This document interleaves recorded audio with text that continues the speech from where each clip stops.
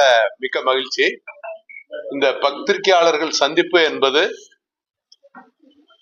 தமிழ் மாநில முஸ்லிம் லீக் வகுப்பு வாரியத்திற்கு மத்திய அரசு ஏற்றி இருக்கின்ற அந்த சட்டத்தை முழு மனதாக வரவேற்கிறது. சிவன் சொத்து குலநாசம் என்பார்கள் தமிழிலே. அதுபோல இறைவன் பெயரால் எழுதப்பட்ட சொத்தை மிக பெரும் பணக்காரர்களும் தனவந்தர்களும் 9 லட்சம் கோடிக்கு மேல் உள்ள இந்தியா முழுவதும் உள்ள சொத்தை அனுபவித்து வருகிறார்கள். அந்த சொத்து ஏழை எளிய மக்களுக்காக இறைவன் பெயரால் எழுதப்பட்ட சொத்து. அந்த சொத்தை மீட்டெடுக்கும் குழுவாக இயக்கமாக தமிழ் மாநில முஸ்லிம் லீக் தமிழகத்திலே அதை தொடங்கி இருக்கிறது. இந்தியா முழுவதும் எடுத்து சொல்ல இருக்கிறோம். முதலாக கோயம்புத்தூரிலே அங்கே அந்த இயக்கம் தொடங்கப்பட்டு அங்கே அது நடந்து கொண்டிருக்கிறது. இளைஞர்களை பெரும்பாலும் அதிலே இணைத்து செயல்பட்டு கொண்டிருக்கிறோம். அதை போலவே வேலூரிலே அந்த இயக்கம் தொடங்கப்பட்டு வேலூரிலும் பத்திரிகையாளர்கள் சந்திப்பு முடித்து அங்கேயும் இளைஞர்கள் அது பெருவாரியாக இணைந்து வேலை செய்கிறார்கள். அதற்கு அடுத்து சென்னையிலே அந்த இயக்கத்தை ஆரம்பித்து சென்னையிலே இருக்கின்ற தமிழ் மாநில முஸ்லிம் லீக்கினுடைய இளைஞர்களும் இளம் பெண்களும் அதிலே இயங்கி தொடர்ச்சியாக வேலை செய்து வருகிறார்கள். அதை போல இன்று நாம் மதுரையிலேயும் இந்த இயக்கத்தை தொடங்கி இருக்கிறோம். இப்பொழுது மதுரையிலே இதை சொல்லுகின்ற காரணம் என்னவென்று சொன்னால், சில தினங்களுக்கு முன்னால் சட்டமன்றத்திலே மாண்புமிகு சட்டமன்ற உறுப்பினர் ஜவஹரில்லா அவர்கள் ஒரு கேள்வியை முன்வைக்கிறார். என்ன கேள்வி என்று சொன்னால், 3 ஆண்டு காலம் வகுப்பு சொத்துக்களை குத்தகைக்கு விடுவது சிரமமாக இருக்கிறது. அதிக ஆண்டுகள் குத்தகைக்கு விடுவதற்கு ஏற்பாடு செய்து தர வேண்டும் என்று சிறுபான்மை மற்றும் தொழில்துறை அமைச்சர் நாசர் அவர்களை பார்த்து திரு அப்பாவு மூலமாக இந்த கேள்வியை எழுப்புகிறார். நாசர் அவர்கள் அதற்கு சொன்ன பதில், மதுரையிலே வகுப்பு ட்ரிபுனல் ஆபீஸ் ஒன்றை ஆரம்பித்து அலுவலகத்தை ஆரம்பித்து இங்கே மதுரையை சுத்தி உள்ள கன்னியாகுமரி வரை உள்ள வகுப்பு சொத்துக்களை நீண்ட கால குத்தகைக்கு கொடுக்க வேண்டும். அதற்கு முதல்வர் அவர்களுடைய ஆணையை பெற்று ஏற்பாடு செய்வோம் என்று சொல்கிறார். இதுவரை உள்ள சொத்துக்களுக்கே கணக்கு தெரியவில்லை. மத்திய அரசு அதற்கான சட்டத்தை கொண்டு வந்திருக்கிறது. அந்த சட்டத்தை எதிர்த்து வகுப்பு சொத்தை அனுபவித்துக் கொண்டிருக்கின்ற ஹைதராபாத்தை சேர்ந்த MP ஓவைசி என்பவர் எல்லாம், அசத்தின் ஓவைசி என்பவரும் காங்கிரஸை சார்ந்த அனைத்து எதிர்கட்சிகளும் அதற்கு எதிர்ப்பாக திமுக உள்ளிட்டு எதிர்ப்பாக நீதிமன்றம் உச்ச நீதிமன்றம் சென்றிருக்கிறார்கள். உச்ச நீதிமன்றத்திலே மத்திய அரசு அதற்கு பதில் மனுவும் தாக்கல் செய்திருக்கிறது. 2013 வரை 19 லட்சம் சில்லறை கோடி ஏக்கராக இருந்த நிலம் 2013 காங்கிரஸ் கொண்டு வந்த இந்த வக்ஃப் சட்ட திருத்த மசோதா பிரிவு 40 20 லட்சம் ஏக்கருக்கு மேல் அது அதிகமாக அதிலே சேர்க்கப்பட்டிருக்கிறது. இப்பொழுது 39 லட்சம் ஏக்கர் நிலம் அதிலே இருக்கிறது. இதற்கெல்லாம் விவரம் தெரிய வேண்டும் என்று மத்தியிலே ஆளுகின்ற அரசு பதில் மனு தாக்கல் செய்திருக்கிறது. எந்த சட்டமாக இருந்தாலும் சரி, பாராளுமன்றத்திலேயும் ராஜ்யசபாவிலேயும் ஏற்றப்பட்டு அது சட்டமாகிவிட்டால் அது எந்த காரணத்தை கொண்டும் யாராலும் அதை நிறுத்த முடியாது, மாற்ற முடியாது. இது உங்கள் அனைவருக்கும் தெரிந்த ஒன்று.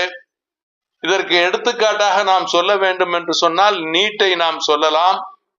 அதே போல CAA சிட்டிசன்ஷிப் அமெண்ட்மெண்ட் ஆக்டை சொல்லலாம். அதே போல NRCயையும் சொல்லலாம். இந்த சட்டங்கள் எல்லாம் நடைமுறைக்கு வந்துவிட்டது, நடைமுறையில இருக்கின்றது. அதை போலதான் இந்த 2020-25 வகுப்பு சட்ட திருத்த மசோதா நிறைவேறி இருக்கிறது. இது ஒரு நல்ல சட்டம். யார் கொண்டு வந்திருக்கிறார்கள் என்பதை பார்ப்பதை விட அது யாருக்கான சட்டம் என்பதை பார்க்க வேண்டும். ஏழை எளிய இஸ்லாமிய மக்களுக்கான சட்டம் மட்டுமல்ல, அது அனைத்து ஏழை எளிய மக்களுக்குமான சட்டம். குர்ஆனிலே ஒரு வசனம் சொல்லப்படுகிறது. முஹம்மது நபி ஸல்லல்லாஹு அலைஹி வஸல்லம் இந்த ஒக்கப் என்று சொல்லக்கூடிய இந்த ஒதுக்கி வைக்கக்கூடிய சொத்து 1450 வருடங்களுக்கு முன்னால் மதீனாவிலே ஒரு பணக்காரர் தன்னுடைய 4 பேரிச்சம் தோட்டத்தை வகுப்பு செய்கிறார் ஏழை எளிய மக்களுக்காக முகமது நபியினுடைய சொல்லை ஏற்று. அதன் பின்னால் இன்னொருவர் குடி தண்ணீர் கிணற்றை வாங்கி ஏழை எளிய மக்களுக்காக வகுப்பு செய்கிறார். அப்படி சொல்லுகின்ற பொழுது குர்ஆனிலே இது வசனமாக வருகிறது. ஏழை எளிய மக்களை 2 பிரிவுகளாக பிரிக்கின்றார்கள். ஒன்று ஃபக்கீர் என்ற வசனம் வருகிறது. ஃபக்கீர் என்று சொன்னால் இஸ்லாமிலே உள்ள ஏழைகளை ஃபக்கீர் என்று சொல்வார்கள். அதற்கு அடுத்ததாக மிஸ்கீன் என்ற ஒரு சொல்லும் பயன்படுத்தப்படுகிறது. இந்த மிஸ்கீன் என்று சொன்னால் அவர்கள் இஸ்லாமியர்கள் மாத்திரமல்ல, அனைத்து ஏழை எளிய சமுதாயத்தையும் அதிலே ஒருங்கிணைக்கிறது. ஆகவே இந்த சொத்து என்பது இந்தியாவிலே இருக்கின்ற சொத்து. நமது முன்னோர்கள் நமக்காக ஏழை எளிய மக்களுக்காக விற்று சென்ற சொத்து. அந்த சொத்தை இங்கே இருக்கின்ற இஸ்லாமிய ஏழை எளியவர்கள் மட்டுமல்ல, அனைத்து சமுதாய ஏழை எளிய மக்களுக்காக பயன்பெற செய்ய வேண்டும். ஆகவே அந்த சொத்தை மீட்டெடுக்க இதிலே பாயிகளுக்கு சம்பந்தப்பட்டது, இஸ்லாமியர்களுக்கு சம்பந்தப்பட்டது என்று நீங்கள் ஒதுங்கிவிடக் கூடாது. பத்திரிகையாளர்களுக்கு முன்னால் நான் மக்களுக்கு கொண்டு செல்ல நினைப்பது இதைத்தான். இது ஏழை எளிய மக்களுக்கான சொத்து. 9 லட்சம் கோடிக்கு உள்ள சொத்தாக இருக்கிறது. குறைந்தபட்ச வருமானம் அதற்கு வர வேண்டும் என்று சொன்னால் சச்சார் கமிட்டியிலே, ராஜேந்திர சச்சார் கமிட்டியிலே 2026 சொன்னதை போல, 2006 சொன்னதை போல அந்த காலகட்டத்திலேயே 1.2 லட்சம் கோடிக்கு சொத்து என்று சொல்கிறார்கள். அதுபடி பார்த்தால் அப்பொழுதே 12,000 கோடி வருஷ வருமானம் வந்திருக்க வேண்டும். இப்பொழுது கணக்குப்படி பார்த்தால் 9 லட்சம் கோடிக்கு ஒரு 10% கொஞ்சமான வருமானமாக நீங்க வச்சால் 90,000 கோடி வருஷத்துக்கு வருமானம் வரணும். அது இந்த ஏழை எளிய மக்களுக்கு சென்றடையணும், இஸ்லாமியர்களுக்கும் சென்றடையணும், மற்ற ஏழை எளிய மக்களுக்கும் சென்றடையணும். அந்த சொத்து தமிழ்ல சொல்லும் போது சிவன் சொத்து கொலநாசம் என்று சொல்வார்கள். இது இறைவனுடைய சொத்து. அது சிவன் பேராக இருந்தாலும் சரி, அல்லாஹ் பேராக இருந்தாலும் சரி, அது இறைவன் தான். ஆகவே இந்த இறைவனுடைய சொத்து நம்மளுடைய சொத்து, ஏழை எளிய மக்களுடைய சொத்து. இது எங்கிருந்தும் யாரும் கொண்டு வந்து நம்ம நாட்டில் வைத்து சென்றதல்ல. நம்முடைய முன்னோர்கள் வணக்க வழிபாடுகள் வேறு வேறாக இருந்தாலும் நமக்காக எழுதி வைத்த சொத்து. அந்த சொத்தை இந்த ஏழை எளிய மக்களுக்கு மீட்டு தர வேண்டும் என்பது தமிழ் மாநில முஸ்லிம் லீக்கினுடைய இயக்கமாக நாங்கள் எடுத்து செல்கின்றோம். நீங்கள் அனைவரும் ஒத்துழைப்பு தர வேண்டும். ஏழை எளிய மக்கள் வாழ்வு வளம் பெற, கல்வியிலே அவர்கள் முன்னேற்றம் அடைய, வேலை வாய்ப்பிலே முன்னேற்றம் அடைய, அனைத்து பொருளாதாரத்திலும் முன்னேற்றம் அடைய இந்த சொத்து மிகவும் உதவியாக இருக்கும். இந்த சட்டத்தை பிஜேபி கொண்டு வந்திருக்கிறது என்பதற்காக எதிர்க்காமல் நல்ல சட்டமாக ஏற்று அனைத்து மக்களும் அரசியலை கடந்து ஏழை எளிய மக்களுக்கான சொத்தாக ஏற்று மக்களுக்கு சென்றடைய செய்து மக்கள் அனைவரும் ஒன்று திரண்டு இந்த சொத்துக்களை மீட்டெடுக்க வேண்டும். இந்த சொத்துக்களை இப்பொழுது ஆண்டு கொண்டிருப்பவர்கள் எதிர்க்கிறார்கள். அதற்கு உதாரணமாக நான் ஒன்றை சொல்ல உங்களுக்கு ஆசைப்படுகிறேன். ஷர்மிளா டாகூர் என்ற நடிகை இருந்தார். பட்டோடி நவாப் என்று கிரிக்கெட்டின் முன்னாள் கிரிக்கெட் தலைவராக இருந்தவர். அவருடைய மகன் சொய்ஃப் அலி கான் என்று ஒரு நடிகர் இருக்கிறார். அவர் பேர்ல 13,000 கோடிக்கு சொத்து இருந்தது. அதை மீட்பதற்காக அவர் உச்ச நீதிமன்றத்தை நாடினால் 4-5 மாதங்களுக்கு முன்னால் அது வக்ஃப் சொத்து, உங்களுக்கு தர முடியாது என்று உச்ச நீதிமன்றம் தீர்ப்பளித்திருக்கிறது. அதை போலவே மும்பையிலே அம்பானி அவர்கள் கட்டி இருக்கின்ற வீடு வக்ஃப் சொத்தினுடைய வீடு 16,000 கோடி பெருமானம் உள்ள வக்ஃப் சொத்துல அதுல கட்டடம் கட்டியிருக்காரு. அந்த சொத்தும் நீதியிலே நிலுவையிலே இருக்கிறது. இப்படி உதாரணத்திற்கு நான் 1-2 உங்களுக்கு சொல்கிறேன். அதை போல ஹைதராபாத்ல ஓவைசி 6,000 கோடிக்கு வக்ஃப் சொத்தை அவர் வைத்திருக்கிறார், அவர் கைவசம். அவர் தான் இன்னைக்கு பெரிய அளவுல குரல் கொடுக்கிறாரு. பாராளுமன்றத்தில் என்னை சுற்றுங்கிறாரு. இஸ்லாமிய மக்களை உசுப்பேத்தி விடுறாரு. எப்படி உசுப்பேத்தி விடுறாருன்னா, உங்களுடைய பள்ளிவாசலை பறிச்சிருவாங்க, உங்க அடக்கஸ்தலத்தை பறிச்சிருவாங்க, உங்க தர்காக்களை பறிச்சிருவாங்க, நீங்க வணக்க வழிபாடுகளுக்கு போக முடியாது, என்னை இங்கேயே சுடுங்க அப்படின்னு சொல்லிட்டு ஓவைசி பாராளுமன்றத்துல பேசுறாரு. பாராளுமன்றத்துல யாராவது துப்பாக்கி கொண்டு போய் அவரை சுட முடியுமா? அப்ப இது என்ன? ஏழை எளிய மக்களுடைய சொத்தை சாப்பிடுறவங்க பூராமே நாடகம் ஆடிக்கிட்டு இருக்காங்க. 2013 வரை காங்கிரஸ் ஆட்சி உங்களுக்கு நல்லா தெரியும். காங்கிரஸ் கூட்டணியில் இருக்கிறவங்க எல்லாரும் இந்த சொத்தை வச்சிருக்காங்க, பிஜேபியை தவிர. நீங்க அது தெளிவா தெரியணும். 2014 இருந்து பிஜேபி ஆட்சி. பிஜேபி இந்த ஆட்சிக்கு வந்த உடனே இவங்களுக்கு இவ்வளவு சொத்து எப்படி இருக்குங்கிறத ஆராய்ஞ்சிருக்காங்க. அப்ப காங்கிரசும் காங்கிரஸை கூட்டணியை சார்ந்தவர்களும் எல்லா மாநிலத்திலையும், தமிழ்நாட்டில் மாத்திரமல்ல எல்லா மாநிலத்திலையும் வகுப்பு சொத்தை வச்சிருக்கிறாங்க. அதுல அதிகமா இங்க இருக்கு, ஊபியில இருக்கு. நம்பர் 1 2 லட்சம் கோடிக்கு ஊபியில இருக்கு. அதுக்கப்புறம் ஹைதராபாத்ல இருக்கு. அதுக்கப்புறம் வெஸ்ட் பெங்கால் மம்தா பானர்ஜிட்ட இருக்கு. அதுக்கப்புறம் கர்நாடகா வருது. அதுக்கப்புறம் மற்ற ஸ்டேட்டுகள்லாம் வருது. கேரளாவுல இந்த சட்டத்தை ஏத்துக்கிட்டாங்க, நடைமுறைக்கு வந்துருச்சு. இப்ப இங்க நம்ம ஊர்லயும் பிரச்சனை இருக்கு. திருச்சியில திருச்செந்துறை கோயிலோட சேர்த்து அந்த கிராமமே ஒக்கப்பு சொத்துங்கிறாங்க. அப்ப இந்த தாவாவை யார் நீக்கிறது? இப்படி பல பகுதிகளில், வெள்ளூர்ல நீங்க பாத்தீங்கன்னா கல்லுக்கோட்டைங்கிற அந்த கிராமத்துல அந்த சொத்து 150 குடும்பத்துக்கு அவங்களுக்குள்ள சொத்து 3 தலைமுறையாக இருக்கு. அதை வகுப்பு சொத்துன்னு இப்ப சொல்றாங்கிறாங்க. அப்ப இந்த பிரச்சனைகளை எல்லாம் இதுவரைக்கும் வகுப்பு ட்ரிபுனலோட முடிஞ்சு போயிடும். அதுல யார் இருப்பா? யாரு ஆளுங்கட்சியாக வர்றாங்களோ அவங்க ஒரு தலைவரை போட்டுருவாங்க. இப்ப பாத்தீங்கன்னா நவாஸ் கனின்னு ஒருத்தர் தலைவராக இருக்காரு. அவங்களே ஒரு 11 உறுப்பினர்களையும் போட்டுருவாங்க. அவங்க யாருக்கு சொல்றாங்களோ அவங்களுக்கு லீஸ் எழுதி கொடுத்துருவாங்க. அவங்க அனுபவிச்சுக்கிட்டு இருப்பாங்க. சென்னையில எனக்கு தெரிஞ்சு அண்ணா சிலையில இருந்து ஏர்போர்ட் வரை 2 பக்கமும் இருக்கிறது வகுப்பு சொத்து தான். யாராரோ அனுபவிச்சு யாராரோ சாப்பிட்டுட்டு இருக்கிறாங்க, யாராரோ வாங்கிட்டு இருக்கிறாங்க. அப்ப இந்த சொத்துக்களை மீட்டெடுக்கிறதுக்கு ஒரு மீட்டெடுக்கிற இயக்கமாக தமிழ் மாநில முஸ்லீம் லீக் தமிழகம் எங்கும் சுற்றுப்பயணம் செஞ்சுக்கிட்டு இருக்கிறேன். மக்களை ஒருங்கிணைச்சுக்கிட்டு இருக்கேன். பெரும்பாலும் இதுல முத்தவழிகளாக இந்த பணத்தை அனுபவிக்கிறவங்க இதுக்கு வரமாட்டாங்க, எதிர்ப்பு தெரிவிச்சுக்கிட்டு இருக்கிறாங்க. அவங்கதான் அங்கங்க இதுக்கு போராட்டத்தை நடத்திக்கிட்டு இருக்கிறாங்க. அதே மாதிரி 1 சீட்டு 2 சீட்டுக்கு கூட்டணியில நிக்கிறவங்களும் இதுக்கு வரமாட்டாங்க. ஏன்னா அவங்களும் இதுல சம்பாதிச்சிருக்கிறாங்க. யாரெல்லாம் அதுல தலைவராக இருந்திருக்காங்களோ, யாரெல்லாம் நான் யாருன்னு பேர் சொல்ல விரும்பல, உங்களுக்கு எல்லாருக்குமே தெரியும். அவங்கெல்லாம் இதுக்கு வரவே மாட்டாங்க. அவங்கதான் இப்ப நீங்க சாதாரணமா ஒரு இங்க மதுரையில பாத்தீங்கன்னா தர்கா இருக்கு, பெரிய தர்கா இருக்கு, உங்களுக்கு தெரியும், நான் பேர் சொல்ல விரும்பல. அந்த தர்காவுக்கு எவ்வளவு வருமானம் வந்துகிட்டு இருக்கு. அதே போல மதுரையில எவ்வளவு பள்ளிகள் இருக்கு, அதுகளுக்கு எவ்வளவு வருமானம் வருது. ஒவ்வொரு பள்ளிகளுக்கும் மாச வாடகைய கடையா கட்டி விட்டுருப்பாங்க. 30 லட்சம் 40 லட்சம் மாச வாடகை வரும். ஒவ்வொரு வெள்ளிக்கிழமையிலும் நீங்க பாத்தீங்கன்னா 15,000 20,000 உண்டியல் காசு வரும். இதையெல்லாம் யாரு பகிர்ந்து எடுத்துக்கிறா? ஏழை எளிய மக்களுக்கான சொத்து. அங்க ட்ரஸ்டியா இருக்கிறவங்க ஒரு 10 பேர் மாறி மாறி இருந்துகிட்டு அவங்க சம்பாரிச்சுட்டு போய்கிட்டு இருக்கிறாங்க. இது உங்க கண்ணுக்கு தெரிஞ்சது. இவங்க வருவாங்களா? இந்த ஆதரவு மிக குறைவான இஸ்லாமியர்கள் தான் கொடுக்குறீங்க. உங்களை மாதிரி அமைப்புகள் இருக்கிறவங்க ஆதரவுகள் குறைவா இருக்கு. ஆனா எதிர்ப்புகள் அளவுக்கு அதிகமா இருக்கு. எதிர்ப்புகள் தான் நிறைய இருக்கு. இதை வற்புவாரி அப்படி நாங்க விடாம சொல்ற எதிர்ப்புகள் நிறைய இருக்கு. எதற்காண்டி இருக்கிறாங்க?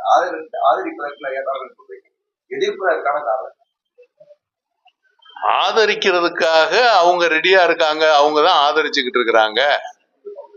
அதாவது ஏன் ஆதரிக்கிறாங்கன்னா உங்களுக்கு நல்லா தெரியும். அவங்க சொத்தை வச்சிருக்கிறாங்க, ஆதரிக்கிறாங்க. எதிர்ப்பவங்க எல்லாம் நாங்க ஏழை, எங்களுக்கு சத்தம் ஏழை சொல்லு எடுபடுமா, ஏழை சொல்லு அம்பலம் ஏறுமா, ஏழைகளை ஒண்ணு கூட்ட முடியுமா? நீங்க சாதாரணமா ஒரு அரசியல் கூட்டம் மீட்டிங் போடணும்னாலே 500 200 கொடுத்தா தானே வருவான். ஏன்னா அண்ணாடு வேலைக்கு போனா தானே அவனுக்கு சாப்பாடு. அப்ப அந்த ஏழைகளை ஒருங்கிணைக்கிறதுங்கிறது உங்களை மாதிரி பத்திரிகையாளர் மூலமாக இதுல உண்மையான நிலை மக்களுக்கு சென்றடைஞ்சா தானே வருவான், இல்லைன்னா வரமாட்டான்ல. அப்ப தன்னெழுச்சியாக மக்களுக்கு இது புரியணும், இது எங்க சொத்துன்னு. இப்ப எல்லாருமே என்ன நினைக்கிறாங்க, பொதுவாக இங்க ரெண்டு பிரிவாக யோசிக்கிறோம். எப்படி ரெண்டு பிரிவாக? இந்த சொத்து முஸ்லிம்களுக்கு பாய்ங்களுக்கு உடையது, நம்மது இல்ல. மத்த ஆளுக்கு பூரா என்ன நினைக்கிறிய? பாய்ங்களுக்கு உடையது, நம்மளுக்கு இல்ல. பாய்ங்க எல்லாம் என்ன நினைக்கிறாரு, நம்ம எங்க எழுதி வச்சோம், யாரோ எழுதி வச்சா அவன் பாத்துக்கிட்டு இருக்கிறான், நமக்கு தெரியாது. எந்த பாய்க்காவது இந்த போர்டுல உள்ள சொத்து நம்ம சொத்துன்னு தெரியுமா? தெரியாது. எந்த பாய்க்கும் தெரியாது, யாருக்குமே தெரியாது. போர்டுல இவ்வளவு சொத்து இருக்குன்னு யாருக்காவது தெரியுமா இது வரைக்கும்? தெரியும். இப்பவே நானே கேட்கிறேன், இது வரைக்கும் நமக்கு அந்த வகுப்போர்டுல இவ்வளவு சொத்து இருக்குன்னு மத்திய அரசு சொல்லுது, யாருக்காவது தெரியுமா? அது ஆன்லைன்ல போர்ட்டல்ல டிஜிட்டல்ல போட்டா என்ன? ஏன் போட மாட்டீங்க? ஏன் டிரான்ஸ்பரன்சி பண்ண மாட்டேங்கிறீங்க? அந்த சட்டம் என்ன சொல்லுது? அத வெளிப்படைத்தன்மையோட கொண்டு வாங்கன்னு தானே சொல்றாங்க. ஏன் வெளிப்படைத்தன்மையோட கொண்டு வர மாட்டேங்கிறீங்க? அந்த சட்டத்துல, மத்திய அரசு கொண்டு வந்திருக்க சட்டத்துல, நான் சட்டத்தை படிக்கவா முழுமையா? இல்ல உங்களுக்கு எல்லாம் தெரியுமா? முழுமையா படிச்சிடவா? படிச்சுட்டு சத்ரு வாரிய சொத்துக்கள் பாத்தீங்கன்னா இல்லாத ஏழை எளியோருக்கும் நடுநிலையாளர்களுக்கும் பயன்படுத்தணும். இதுவரை இருந்த நிர்வாகிகள் அந்த மாதிரி பயன்படுத்தி இருக்கிறாங்களா? அதன் மூலமா பயனடைந்த இஸ்லாமியர்கள் இருக்காங்களா? ஒருத்தரையாவது காட்டுங்க.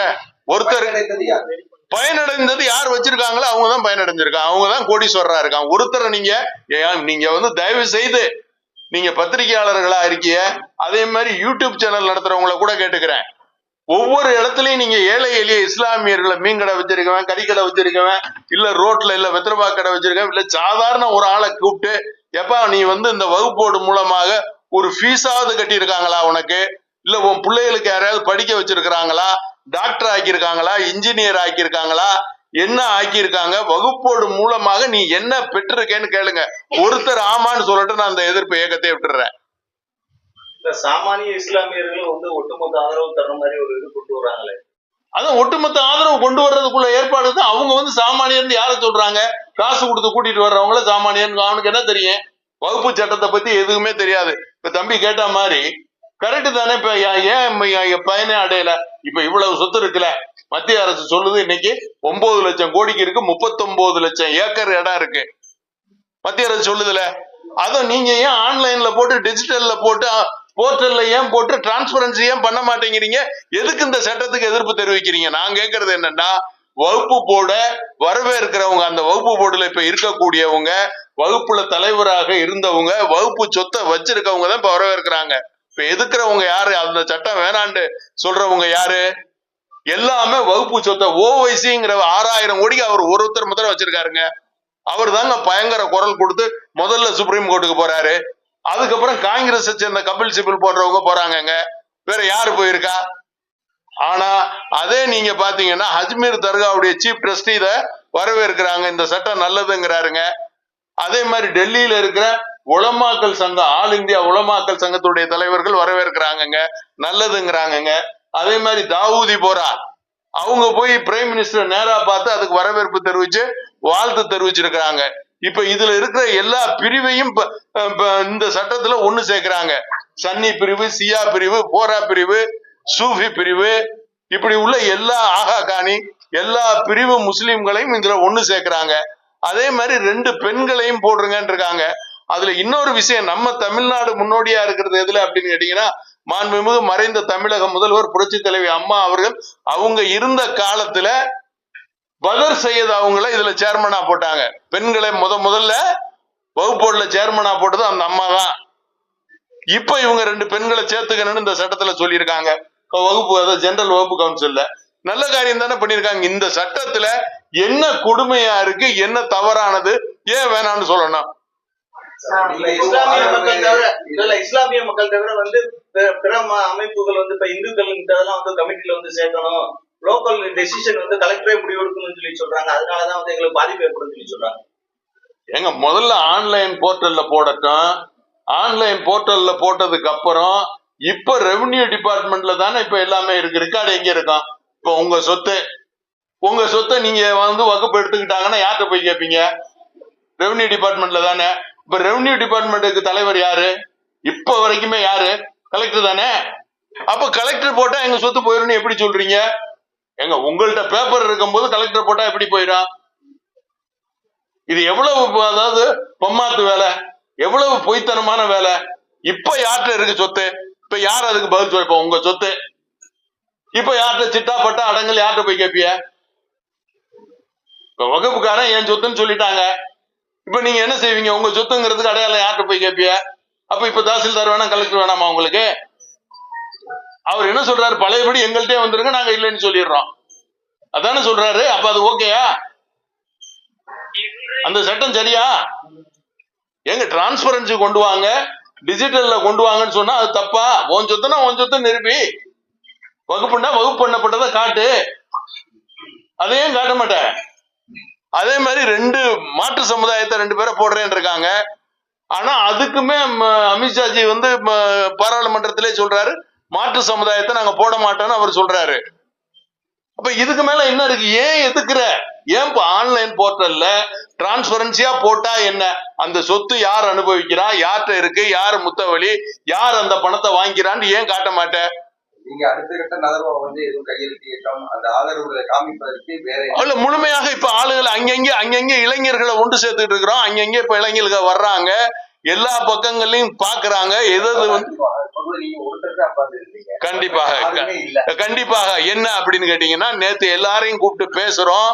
நேத்து நான் வந்ததுல இருந்து சந்திச்சு எல்லாரையும் பேசிட்டு இருக்கேன். எல்லாருமே என்ன அப்படின்னு கேட்டீங்கன்னா, இந்த ஜமாத்துல அவங்க ஒன்று சேர்த்து வச்சு போக விடாம அவங்கள தடுக்கிறான். இளம் பிள்ளைங்களை தடுக்கிறான். ஏன் அப்படின்னா, அந்த சொத்தை அவங்க அடையிறதுக்கு குறிப்பா இருக்கான். அப்ப மனசுல அவங்களுக்கு மாற்றம் வரணும்னா இளைஞர்கள் முன்னிறுத்தி தான் கொண்டு வர முடியும். அப்ப இளைஞர்கள் வந்து சந்திச்சுட்டு போறாங்க, பேசிட்டு போறாங்க. இதுக்கடையில எனக்கு எதிர்ப்பு பெரிய அளவுல இருக்கு. எனக்கு எதிர்ப்பு தமிழ்நாட்டுல பெரிய அளவுல இருக்கு. அந்த எதிர்ப்பையும் மீறி மக்கள் சொத்தை மீட்டெடுக்கிறதுக்காகத்தான் நான் இந்த வேலையை செஞ்சிட்டு இருக்கிறேன்.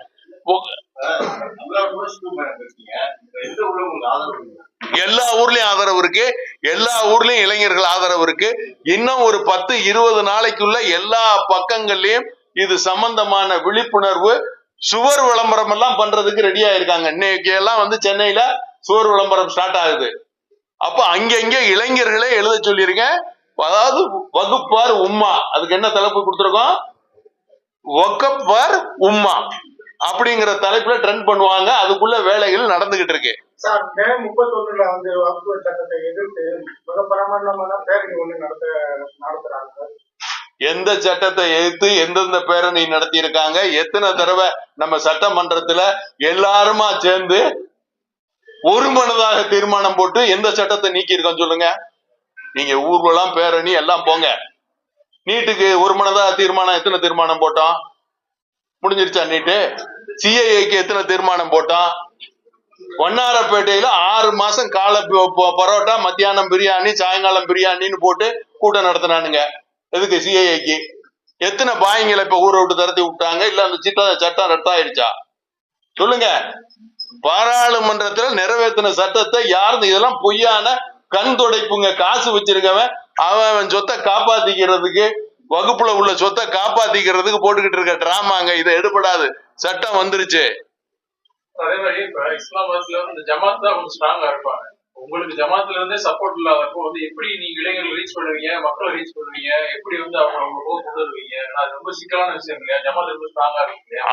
கரெக்டா கேட்டீங்க. அதனாலதான் இளைஞர்கள், படித்த இளைஞர்களை கொண்டுட்டு வந்துகிட்டு இருக்கோம். இந்த சட்டத்தை அவங்களுக்கு புரிய வைக்கிறோம். இன்னும் நிறைய பேர் புரியாம இருக்காங்க. இப்ப இதுலயுமே நீங்க நிறைய பேர் எத்தனை கேள்வி என்னைய கேட்டுட்டு இருக்கீங்க. புரிஞ்சிருந்தா கேட்டிருப்பீங்களா? புரியாம இல்ல, மக்களுடைய கருத்து வெளிப்படையா. இதே மாதிரி தான் மக்களுக்கு, இளைஞர்களுக்கு புரிய வச்சுக்கிட்டு இருக்கேன். அப்ப இந்த சட்டத்துல என்ன தப்பு இருக்கு என்னை கேளு. தப்பு இருந்தா நானும் உங்க கூட சேர்ந்துக்கிறேன். இப்ப ஜமாத்காரர்கள் தப்புண்டு இதை சொல்லி நிரூபிச்சுட்டா நான் சேர்ந்துக்கிறேன். போர்ட்டல்ல போடுறதுல என்னங்க தவறு? நான் வலியுறுத்தது என்னன்னு கேட்டா, இந்த சொத்துக்கு டிரான்ஸ்பரன்சி வேணும். 9 லட்சம் கோடிக்கு இந்தியா முழுவதும் சொத்து இருக்கு. காட்டு. யாரு வச்சுக்கிட்டு இருக்க? யாரு அனுபவிச்சுக்கிட்டு இருக்கிற? ஏன் ஏழை சொத்தை நீ சாப்பிடுவ? ஏன் ஏழை எளிய மக்களுக்கு கொடுக்க மாட்டேன்? அதை குடு அப்படிங்கறதாங்க என் வேண்டுகோள். அதுக்காக இளைஞர்களுக்கு இதை புரிய வச்சு ஒண்ணு சேர்ப்பேன். இந்தியா முழுவதும் சுற்றுப்பயணம் பண்ண போறேன். இங்க மாத்திரமல்ல, இந்தியா முழுவதும். இப்ப தமிழ்நாடு பார்த்துட்டு இருக்கேன். தமிழ்நாடு முடிஞ்சதுக்கு அப்புறம் டெல்லி போறேன். டெல்லியில அப்போ தாவூதி போரா குரூப் சைதினா அவங்க எல்லாம் சந்திக்கிறேன். அதே போல யாரெல்லாம் இதுக்கு வரவேற்பு தெரிவிச்சிருக்காங்க அவங்க எல்லாம் ஒன்னா சேர்றோம், பேசுறோம். முழு அளவுல இதுக்கு ஆதரவு தெரிவிச்சு சட்டம் வந்துருச்சு. ஆனா நடைமுறைப்படுத்துவதற்கான யாருடைய ஆதரவும் இளைஞர்கள் ஆதரவு வரலைன்னா சட்டம் வராது நடக்காதுன்னு மாதிரி இல்ல. இப்ப நீங்க கேட்ட மாதிரி இங்க இருக்க இளைஞர்கள்லாம் ஒண்ணு சேரலைன்னா எனக்கு கவலை இல்ல, எல்லா ஜமாத்தும் ஒண்ணு சேரலைன்னாலும் எனக்கு கவலை இல்ல. சட்டம் வந்தாச்சு, கண்டிப்பா போட்டுருவாங்க போர்ட்டல்ல, கண்டிப்பா இவங்க கணக்கு வழக்கு காட்டணும், இவங்க சொத்தை பூரா திருப்பி கொடுக்கணும். நான் அந்த சட்டத்துல இன்னும் ஒரு சரத்தும் சேர்க்க சொல்லியிருக்கேன். அதுக்கு அமித்ஷாவுக்கு லெட்டர் கொடுத்திருக்கேன், பிரைம் மினிஸ்டருக்கு லெட்டர் அனுப்பியிருக்கேன், நேரா பாக்குறதுக்கும் இருக்கேன். என்ன சேர்க்கணும்னு சொன்னா 1947க்கு அப்புறம் இது வரைக்கும் அந்த சொத்துல இருந்து சம்பாதிச்சது எவ்வளவு அதை பறிமுதல் பண்ணணும். அதே மாதிரி அந்த சொத்தை அனுபவிச்சவனுக்கு குறைஞ்சபட்சம் சிஆர்பிசில கிரைம்ல கிரிமினல் சட்டப்படி குற்றச்சட்டப்படி 20 வருஷம் தண்டனை கொடுக்கணும். அப்பதான் இனிமே இறைவன் சொத்தை எவனா தொடமாட்டான். அது இப்ப இல்லாம இருக்கு, அதுல சிவில் ரைட் மாத்திரம் தான் இருக்கு. அதையும் அதுல சேர்க்க சொல்லியிருக்கேன். கண்டிப்பாக அந்த அமெண்ட்மெண்ட்டும் வந்துடும். வந்ததுன்னா இந்த சொத்தின் மூலமாக ஏழை எளிய இஸ்லாமிய மக்களுக்கு கல்வி, வேலை வாய்ப்பு, பொருளாதார மேம்பாடு கண்டிப்பாக நடக்கும். அதனால தமிழ் மாநில முஸ்லீம் லீக் இதை வரவேற்குது. இது நல்ல சட்டம், பிஜேபி கொண்டு வந்துருச்சுங்கிறதுனால நம்ம இதை எதிர்க்க முடியாது.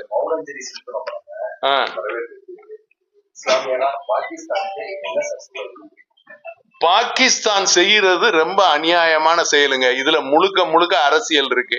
அரசியல் எப்படிப்பட்ட அரசியல்னு சொன்னா, ராகுல் காந்தி அமெரிக்காவில் இருக்காரு, இங்க இந்த சட்டம் பாஸ் பண்ணிருக்கோம், திடீர்னு இந்த தாக்குதல் நடக்குது, ராகுல் காந்தி உடனே திருப்பி வர்றாரு. இங்க நம்ம மத்திய அரசு நீர் கொடுக்கறத நிப்பாட்டி இருக்காங்க, சில நடவடிக்கை எல்லாம் எடுத்திருக்கிறாங்க. பாகிஸ்தான்ங்கிறது முஸ்லிம் கண்ட்ரிங்கிறத தாண்டி நம்ம இந்தியக்காரர்கள், அவர்கள் பாகிஸ்தானிய. அதனால அவங்க செஞ்ச எந்த தவறுகளையும் கண்டிப்பாக வன்மையாக கண்டிக்கிறோம். அவங்க மேல கடுமையான நடவடிக்கை, பதில் நடவடிக்கை பெரியதாக இருக்கணும், அப்பதான் அது சரியா இருக்கும். அதே மாதிரி சிஏஐயும் ஏன் ஆதரிக்கிறோம்னா, நம்ம ஊருக்கான சட்டம். வெளிநாட்டுக்காரன் நம்ம ஊர்ல தங்கி இருந்துட்டு அவன் பாட்டுக்கு போயிடுவானா? அது பார்டருக்கு உள்ளது. இப்ப நம்மளுக்கு என்ன, இங்க என்ன பார்டர்னா இலங்கை பார்டர். இலங்கை தமிழர்கள் தமிழர்களாக இருந்தாலும் அவங்க இலங்கைக்காரங்க, நம்ம தமிழ்நாட்டுக்காரங்க. அவங்க ஊர்ல போய் நம்ம தங்க முடியுமா? அதனால அவங்களுக்கும் சிட்டிசன்ஷிப் எல்லாம் கொடுக்க முடியாது. அதனால சிஏஏங்கிறது கண்டிப்பாக வேணும், என்ஆர்சி வேணும். இந்த சட்டமும் வகுப்பு சட்ட திருத்தமும் நல்ல சட்டம் கண்டிப்பாக வேணும். பிஜேபி கொண்டு வந்துருச்சு, அதனால நம்ம பாய் எதுக்குறேங்கிற கதை இல்ல. இவங்க எல்லாருமே ஒன்னா சேர்ந்து காங்கிரஸ் கூட்டணியில கொள்ளையடிச்ச கும்பல் 2013 வரையும் கொள்ளையடிச்சிருக்கான். அந்த பணங்களை எல்லாம் திருப்பி கொடுக்கணும், வகுப்பு சொத்தை திருப்பி கொடுக்கணும். அதுக்கான போராட்டம் தான் இது. இந்த சட்டத்தை மக்கள்கிட்ட கொண்டு போய் சேருங்க. நான் உங்களை கேட்டதனுடைய காரணம் என்ன, மக்களை கேட்டது. உங்களுக்கு புரிஞ்சிருக்கான்னு கேட்டனே, அது உங்களை கேட்டதல்ல, உங்களுக்கு புரியும், மக்களை கேட்டிருக்கேன். அதனால இந்த சட்டத்தினுடைய முழு வடிவத்தையே மக்கள்கிட்ட கொண்டு போய் சேர்க்க வேண்டியது உங்களுடைய கடமை, பிரஸ்ஸுடைய கடமை. அதனாலதான் உங்களை கூப்பிட்டு உங்களை முன்னிறுத்தி பேசுறேன். நான் தனி ஒரு ஆளாக இதை நான் எடுக்கல. மத்திய அரசு இந்த சட்டத்தை கொண்டு வந்திருக்கு, நான் வரவேற்கிறேன்.